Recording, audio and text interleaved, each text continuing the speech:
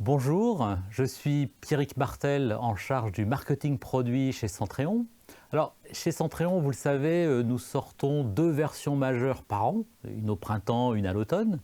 Chacune s'applique aussi bien à l'édition open source qu'aux éditions commerciales. Et puis aujourd'hui, on est le 18 novembre, donc au plein cœur de l'automne. Donc j'ai pensé que ce Centréon Summit serait une bonne occasion pour zoomer sur la toute dernière version de Centréon qui s'appelle la 2110, 21 pour 2021, 10 pour l'automne, pour le mois d'octobre.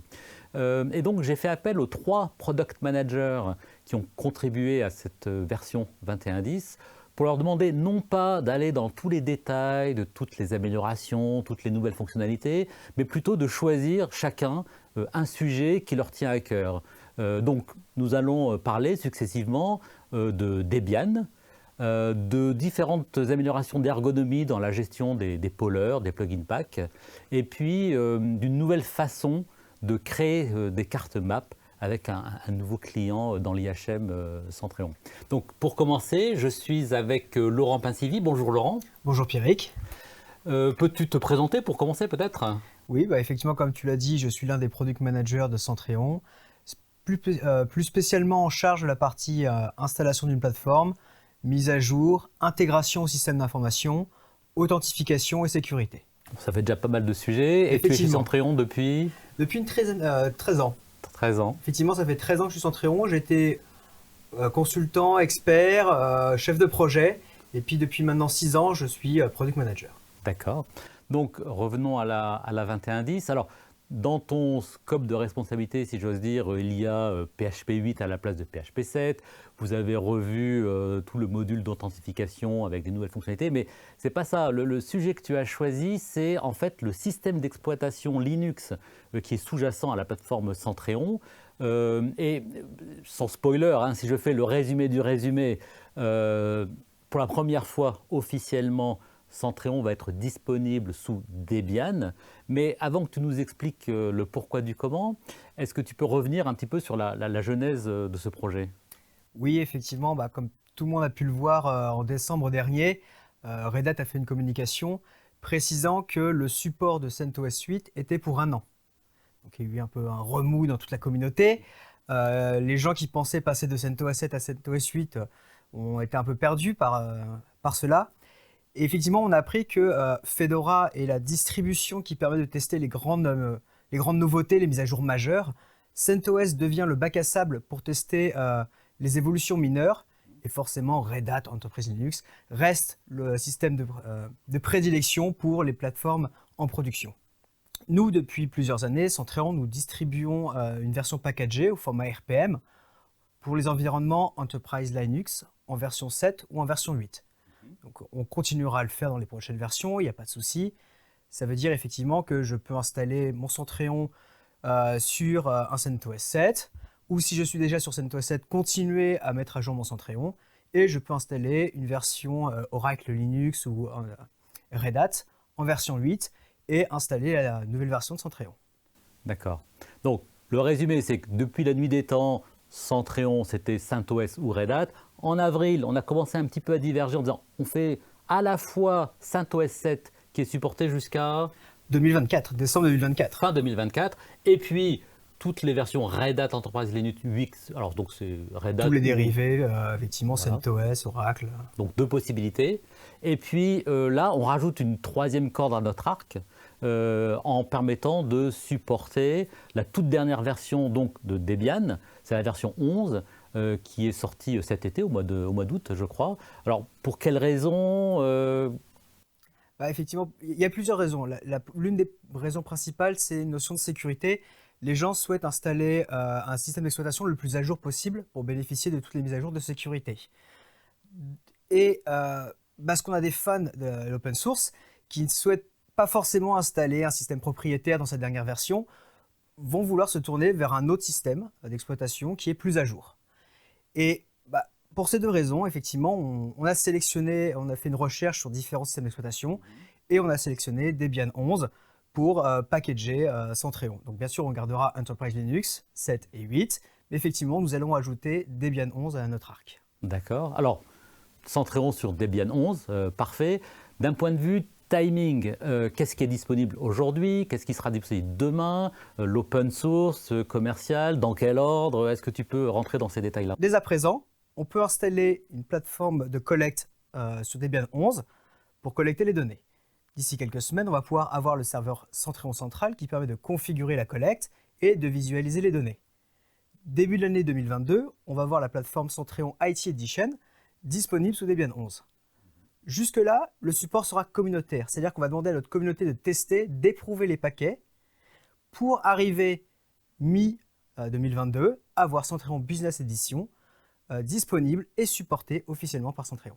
D'accord, donc c'est un projet qui s'étale jusqu'à l'été prochain, mais dès aujourd'hui, il y a déjà quelque chose de disponible, c'est un polleur sous Debian. Donc supposons, voilà, je termine ce Centréon Summit, je veux installer mon premier polleur sous Debian 11, concrètement, je fais comment?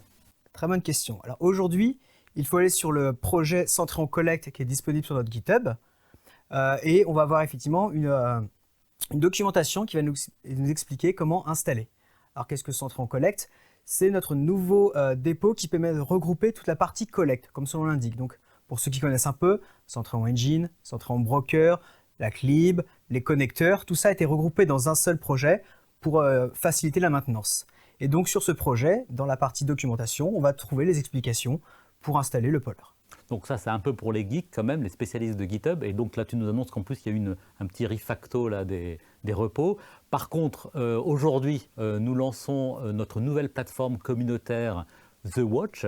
Et en fait, sur cette plateforme, on a déjà prévu un groupe Debian pour que toutes les personnes qui souhaitent utiliser cette version Debian puissent trouver des informations et puis contribuer, apporter leurs informations, peut-être leurs trouvailles et s'entraider. Partager leurs retours, effectivement, c'est prévu Voilà. pour. Donc au choix, la route GitHub ou la nouvelle route The Watch. Parfait. Alors là, on a parlé en fait principalement des environnements x86. Quand on dit on propose une version Debian, c'est pour les serveurs traditionnels dans les data centers. Maintenant, puisque tu me parles de poller, on a beaucoup d'utilisateurs qui veulent déployer des pollers sur des toutes petites plateformes à base de processeurs ARM, donc les Raspberry en fait, hein, Raspberry Pi. Est-ce que là, ça va aider ces personnes-là? Alors, dans un premier temps, non, mais effectivement, à partir du moment où on va avoir des paquets compatibles Debian pour x86, dans un deuxième temps, on va pouvoir générer des paquets pour ARM, et donc effectivement être compatible avec du Raspberry ou autre, pour pouvoir faire des mini-pollers que je vais pouvoir placer un peu partout sur mon réseau pour collecter les données. Ce qui me fait penser d'ailleurs à une autre question. Supposons que dans les mois qui viennent, j'ai un serveur central sous CentOS ou Red Hat et des pollers sous Debian. Est-ce que ça fonctionne? Oui, ça pose aucun souci. À partir du moment où les composants Centréon sont dans la même version sur un poller ou sur le central, la communication va pouvoir s'effectuer. Aujourd'hui, on pouvait déjà avoir des serveurs sous CentOS 7 et CentOS 8. Là, on pourra compléter avec des pollers sous Debian, il n'y aura aucun souci. D'accord, donc le principal, c'est de passer à la 2110, qui est la première qui supporte Debian. Officiellement, effectivement. Une autre question que l'on nous pose souvent lors des webinars, alors on nous pose toujours la question sur Debian. Là, c'est bien, on va avoir une bonne réponse à apporter. Mais on nous pose aussi la question et quid du déploiement sous Ubuntu? Est-ce qu'il y a un lien entre les deux et est-ce que ce projet Debian va aider les utilisateurs Ubuntu? Oui, tout à fait. Comme aujourd'hui, on dispose de paquets pour Enterprise Linux, donc compatibles Red Hat et CentOS. CentOS étant dérivé de Red Hat. Là, nous allons proposer des paquets Debian 11, mais une version d'Ubuntu qui sera compatible avec Debian 11. On pourra effectivement installer ces paquets sur un serveur sous Ubuntu. D'accord. Bon, donc on y va étape par étape. Ça commence dès aujourd'hui, voire dès la fin d'année pour avoir l'ensemble de la version open source. Et puis les versions commerciales arrivent progressivement, donc premier trimestre l'année prochaine, puis milieu d'année, vers l'été, pour Business Edition. Et voilà, on aura en parallèle, pour la première fois, CentOS, Red Hat et puis Debian. C'est ça, exactement. Merci Laurent. Merci Pierrick. Et puis, on se retrouve bientôt dans le prochain webinaire 2110. Tout à fait. Voilà, c'était la fin de notre premier sujet. On va passer maintenant à un deuxième sujet avec Olivier Mercier qui est ici et que j'invite à prendre la place de Laurent. Merci. Bonjour Olivier. Bonjour Pierrick. Tu te présentes en quelques mots peut-être? Oui, donc je suis Product Manager chez Centréon. Avant ça, j'ai été expert supervision pendant quelques années. Maintenant, je m'occupe de la partie configuration et collecte. configuration et collecte, parfait. Alors, dans la 2110, dans ton domaine de responsabilité, il y a plein de petites améliorations qui sont détaillées dans les release notes. Mais tu as choisi en fait 4 sujets qui te tiennent à cœur. Alors, dans notre préparation hier, on a essayé de les mettre dans un ordre à peu près logique. Le premier sujet concerne l'autodécouverte. En fait, pas de nouvelle version logicielle Centréon sans des améliorations sur le moteur d'autodécouverte. Là, c'est plus particulièrement des améliorations sur une fonctionnalité qui est parfois un peu cryptique, là, qui s'appelle les mappers, et peut-être que ça a un nom français. Alors, explique-nous tout ça. Oui, tout à fait. Alors, le nom français, c'est les modificateurs. Alors, donc, pour resituer dans OS Discovery, on a 2 étapes. D'abord, la découverte des données brutes. Donc, on va, voilà, sans filtre, on récupère tout ce qu'on trouve. Et ensuite, dans le job de découverte, va appliquer les modificateurs, ou mappers en anglais, qui vont en fait permettre d'exclure certaines machines, qui vont permettre d'ajouter des informations là où on en a besoin. Et donc, c'est sur ces mappers qu'on a ajouté une nouvelle fonctionnalité. Donc, on a appelé ça les attributs avancés, en fait, c'est-à-dire qu'on avait l'habitude de manipuler des données qui étaient toutes simples, juste une chaîne de caractères. Donc, maintenant, on va pouvoir traiter des tableaux de données pour aller chercher ce qui nous intéresse. Donc, par exemple, un use case assez attendu, c'était les tags des environnements cloud. Donc maintenant, on peut récupérer la valeur associée à une clé qu'on a choisie pour être utilisée, alors justement comme critère d'exclusion ou bien comme pour créer un host group ou une catégorie d'hôtes en fonction des besoins, pour refléter au maximum l'organisation qui est configurée dans l'environnement cloud. Le moteur d'autodécouverte découvre les environnements cloud, Amazon, AWS, etc.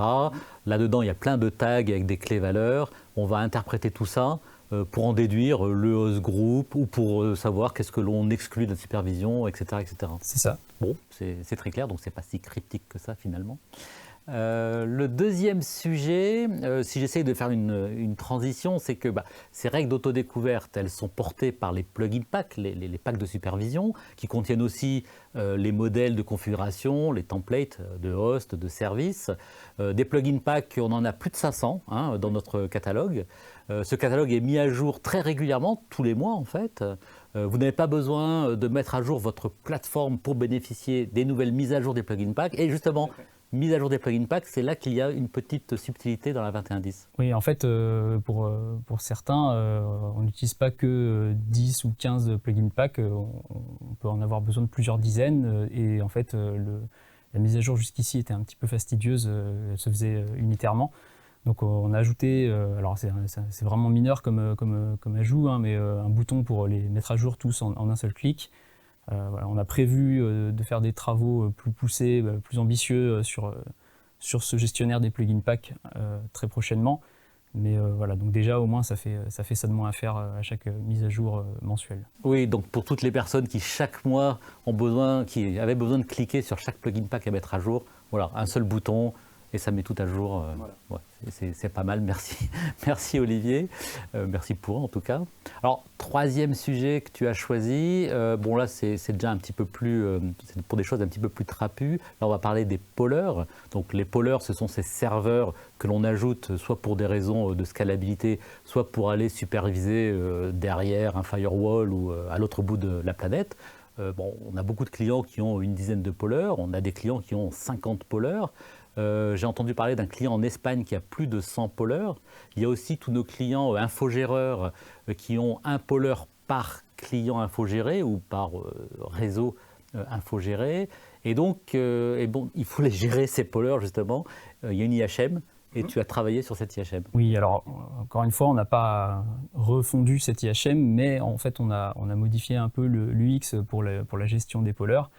En fait, on a constaté que pas mal d'utilisateurs avaient des mésaventures en supprimant des pollers involontairement. Ouais, voilà. Donc, il y a eu ce constat d'une part, et d'autre part, en fait, on a voulu mettre un peu plus en avant l'utilisation du wizard pour la création de pollers, parce que le bouton de création de pollers par défaut En fait, c'était le mode avancé en quelque sorte. Donc en fait, on a concrétisé ça en transformant un petit peu l'interface de gestion des polars. Donc maintenant, on n'a que des boutons, plus de menu déroulant. Et le bouton pour supprimer, on voit que c'est fait pour supprimer. Donc on espère qu'il y aura moins de mésaventures à l'avenir. D'accord. Et donc pour la petite histoire, notre équipe support régulièrement a des appels de gens qui ont réellement supprimé un poleur et qui disent « Pouvez-vous m'aider ?» Oui. Et on peut les aider? Et alors même chez nos consultants, c'est arrivé aux meilleurs d'entre nous. Aux meilleurs d'entre vous. Que ça arrive. Donc, d'accord. Voilà. Donc voilà, des petites améliorations dans l'IHM qui paraissent mineures, mais qui en fait, lorsque l'on exploite une plateforme Centréon avec des dizaines de poleurs, en fait, c'est des choses cruciales. Et ça fait partie de toutes ces améliorations qu'on essaye d'apporter tous les 6 mois, release après release. Tout à fait. La dernière amélioration, dernier sujet, alors, pour moi, ça paraissait quelque chose de relativement mineur, mais j'ai eu l'impression que toi, ça te tient vraiment à cœur. De quoi est-ce qu'il s'agit? Effectivement, c'est quelque chose qui me tient à cœur. C'est en fait, par mon passé d'expert supervision, en fait, un des points de souffrance, c'était de devoir exporter la configuration des poleurs à chaque fois que je faisais une modification dans la configuration. Bon, c'est logique de devoir valider les modifications qu'on a faites, mais le processus était trop compliqué. Donc, en fait, on a ajouté un bouton dans le menu déroulant du top counter des poleurs qui permet d'exporter la conf en presque un clic. Ça simplifie quand même pas mal le processus. Donc au lieu d'aller dans les menus de configuration, faire tous ces clics, etc., ce qu'on explique à chaque fois, qu'on explique Centréon, on dit « Ah, n'oubliez pas de faire ceci, faire cela ». Là maintenant, c'est tout en haut à gauche dans le top counter, j'ai la vision sur tous mes poleurs et puis j'ai une façon d'aller exporter la configuration sur tous les poleurs. Maintenant, ce que tu m'as dit, c'est qu'attention, c'est quand même en bêta, voilà. Parce que... Alors, cette fonctionnalité, pour l'instant, est en bêta et réservée aux utilisateurs qui ont les privilèges d'administrateurs. Parce que, en fait, il ne faut pas le faire à tort et à travers non plus, parce que ça engage un reload des poleurs. Voilà, pour l'instant, on le restreint un peu. Effectivement, il vaut mieux éviter de le faire quand on a un grand nombre de poleurs, qu'il y a un poleur chez chaque client. C'est pas le cas d'usage où on recommande l'utilisation de ce bouton. Oui, voilà, je suis infogéreur, j'ai 50 clients, 50 poleurs, je n'appuie pas sur ce bouton, mais je ne suis peut-être pas non plus avec les droits. Voilà, mais plus tard, ça sera sécurisé pour pouvoir... Donc il va y avoir des mécanismes de sécurisation, oui. Et puis une fois de plus, on a cette nouvelle plateforme The Watch qui va permettre d'échanger sur ces sujets-là, de voir comment est-ce qu'il faut faire évoluer les choses, et puis un jour, ce sera peut-être disponible pour tout le monde, on enlèvera le petit tag bêta, et ce sera une nouvelle amélioration d'ergonomie qui facilite l'exploitation de plateformes Centréon un petit peu larges, un petit peu vastes. Donc merci pour ces explications sur ces 4 fonctionnalités qui te tiennent à cœur. Je pense que tu as pas mal de pain sur la planche. Est-ce que tu peux nous dire, juste pour conclure, je sais pas, moi, tes sujets de travail là, dans les mois qui viennent pour les prochaines versions? Il y a beaucoup de boulot. On va terminer, on va apporter des améliorations encore sur OS Discovery pour automatiser encore un peu plus la découverte. On va aussi, donc, comme je le disais, retravailler le gestionnaire des plugin packs. Et, plein d'autres choses. D'accord. À découvrir dans les prochaines versions. C'est ça. Merci pour toutes ces explications. On te donne rendez-vous comme à Laurent au prochain webinaire 21.10 dans quelques semaines, où là il y aura encore plus de détails et on pourra poser des questions. Et puis on va conclure là pour ce second sujet et je vais pouvoir faire appel à Niels, notre 3e Product Manager. Bonjour Niels. Bonjour Pierrick. Peut-être que tu peux toi aussi te présenter. Oui, alors je m'appelle Niels Magnez. J'ai rejoint Centréon il y a quelques mois en tant que Product Manager. Et donc, je m'occupe de toute la partie visualisation de données. Donc, visualisation du statut des ressources, monitoring des business activities, le reporting avec MBI et donc MAP. D'accord. Donc, dans la 21.10, dans ton scope de responsabilité, Le gros sujet, c'était justement la visualisation des ressources avec le nouveau ressource status, beaucoup de modifications dans le filtrage. Mais ça, c'est déjà présenté aujourd'hui par Bruno Doria dans une autre session. Le sujet qui te tient à cœur, toi, c'est quelque chose qui n'était même pas décrit en fait, dans le blog post que j'ai écrit sur la 2110, qui concerne donc la business edition, plus précisément la fonction map, et voire même le client d'édition map. Alors, raconte-nous tout ça. Donc déjà, Map, comme on le sait, c'est donc un outil qui permet donc à nos clients de faire des visualisations graphiques, dynamiques et donc multiniveaux de leur infrastructure IT ou de leurs applications ou de leur réseau. Donc ce que je dis, tout le monde le sait déjà, parce que Map, c'est un composant qui est déjà largement déployé et très utilisé par nos clients. Et donc au fil du temps, ces clients nous auront monté un certain nombre de problèmes qu'on adresse aujourd'hui avec la nouvelle version du module.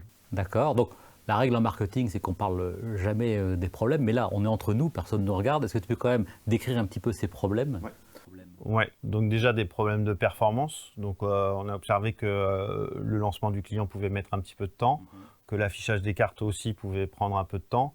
Et on a observé aussi des décalages dans le statut des ressources dans Map par rapport au temps réel. Et puis, des problématiques liées aussi à l'architecture de Map. Donc, pour information, Map, c'est composé d'un serveur et de sa base de données, d'un client web pour la visualisation des cartes et d'un client desktop qui s'installe sur le poste de travail de l'opérateur qui souhaite créer ou modifier des cartes. Donc, ça pose un certain nombre de problèmes dans la mesure où, déjà, il y a un problème de droit. Aujourd'hui, les entreprises n'autorisent pas forcément leurs employés à installer des logiciels tiers sur leur poste de travail. Ensuite, potentiellement des problèmes de communication, puisqu'il faut que ce poste de travail soit en mesure de communiquer avec le serveur Map. Et puis, donc, troisièmement, des problèmes de consommation de ressources CPU et mémoire, parce que les machines sur lesquelles le client tourne ne sont pas forcément des machines qui sont prévues pour gérer un grand volume de données. D'accord, donc bon, un ensemble effectivement là, de petites faiblesses de ce module, cette extension, ce produit. Revenons à la 2110. Donc, qu'est-ce qu'il y a de nouveau et en quoi est-ce que ça répond à toutes ces exigences-là de nos clients ? Ouais, donc la principale nouveauté, c'est donc la création d'un client web qui va donc se substituer à ce client desktop pour la modification et la création de nouvelles cartes. Et donc, ça nous permet de répondre point par point aux difficultés que j'ai citées précédemment. C'est-à-dire que comme ce client va être complètement intégré à l'interface web de Centréon, donc il n'y a plus de problème de temps d'ouverture du client, c'est instantané. Pareil pour l'ouverture des cartes, le temps va être grandement diminué. Puis, plus rien à gérer pour l'utilisateur. Plus de mise à jour, plus d'installation de logiciels, plus à gérer les connexions, plus rien à gérer. Tout est géré dans le même processus que la mise à jour et l'installation de Centréon. D'accord. Tout ça s'appuie aussi sur des travaux qui ont été faits sur le serveur lui-même, donc pour encore optimiser les performances et les améliorer. D'accord, parfait, c'est très clair. Alors, peut-être que c'est le moment de rassurer tous nos clients qui ont développé, qui ont des centaines de cartes avec leur fameux client desktop. Peut-être les rassurer sur, j'imagine, ça va sans dire, qu'ils ne vont pas devoir recréer toutes leurs cartes avec le nouveau client web. Non, pas du tout. Effectivement, la transformation sera complètement transparente pour nos utilisateurs. Ils pourront conserver leurs cartes. Il y aura une synchronisation qui sera faite et à partir de ce moment-là, ils pourront visualiser et modifier leurs cartes existantes sans aucun problème. D'accord. Bon, je note que tu parles au futur parce que tout ça c'est magnifique, mais il y a un mais. Le mais, c'est que en fait, ce dont on parle, c'est pas natif dans la 2110. Dans la 2110, j'ai toujours le bon vieux client desktop, etc. En fait, c'est un programme bêta qui vient s'appuyer sur la 2110 pour les 6 prochains mois. Voilà, c'est ça. Donc notre objectif aujourd'hui, c'est de rendre ce nouveau module disponible généralement à l'horizon de notre prochaine version de printemps. Et ce qu'on veut faire aujourd'hui, c'est utiliser ce temps pour du coup améliorer et corriger les éventuelles erreurs à travers un programme bêta, effectivement. D'accord. Ce qui me donne une nouvelle occasion de parler du lancement de notre nouvelle plateforme communautaire The Watch, où on a déjà créé un groupe dédié qui s'appelle MAP ou MapNG, je crois, qui permet d'obtenir déjà toutes les informations sur comment mettre en œuvre ce nouveau client léger, voilà, comment est-ce que ça se passe, et puis contribuer remonter les problèmes trouvés et puis se faire aider des autres utilisateurs qui utilisent ce nouveau client ou de toi-même et de toute l'équipe R&D qui est. On sera mobilisé pour répondre aux problématiques qui seront rencontrées éventuellement par nos bêta-testeurs, effectivement.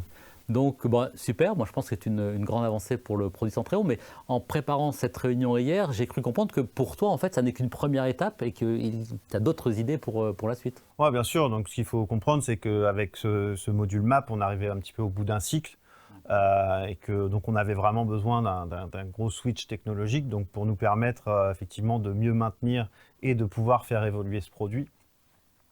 Donc voilà, avec ce nouveau module, effectivement, ça va nous permettre de considérablement augmenter notre vélocité, de pouvoir nous aider à maintenir le produit et à faire des évolutions dessus.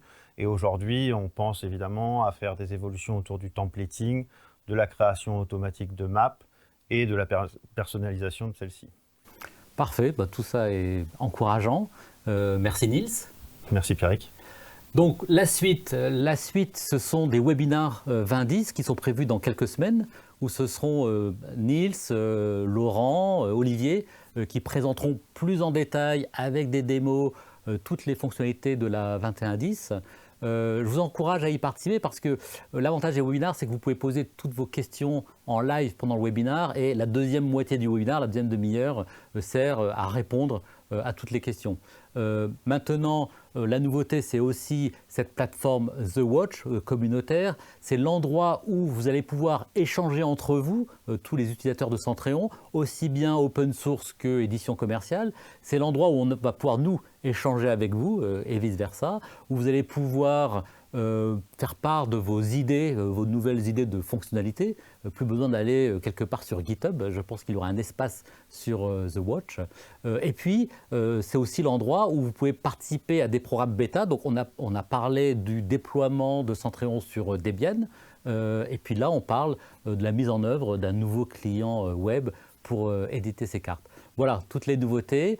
Pour ma part, je vous dis à bientôt puisque je suis participant à la plénière de clôture de ce Centréon Summit, sauf que cette fois-ci, c'est moi qui suis interrogé en compagnie de Raphaël Chauvel qui est le patron du product, ton patron Niels, c'est ton chef, voilà, et le chef de Olivier et Laurent. Donc, dans quelques instants pour la plénière de clôture. Merci à vous. Tout d'abord, nous espérons que vous avez apprécié l'événement. Si vous êtes toujours là, c'est plutôt bon signe. Maintenant, il y a une dernière session pour clôturer cet après-midi, justement la session de clôture. Et cette session vous permettra d'en savoir plus sur notre vision de la supervision, mais également sur notre roadmap produit à 2 ans. Après cette session, nous restons à votre disposition encore 30 minutes dans l'open bar et sur l'expo. Et une dernière chose qu'on aimerait vous demander, c'est de bien vouloir renseigner le questionnaire de satisfaction. Ça ne vous prendra que quelques minutes et ça nous rendrait vraiment service. Pour ce faire, c'est très simple, il vous suffit de vous rendre sur la partie questionnaire sur le portail de l'événement. Bonne session à tous, nous vous laissons entre les mains d'Éric, Raphaël et Pierrick. Et pour notre part, on se dit à très bientôt. À bientôt.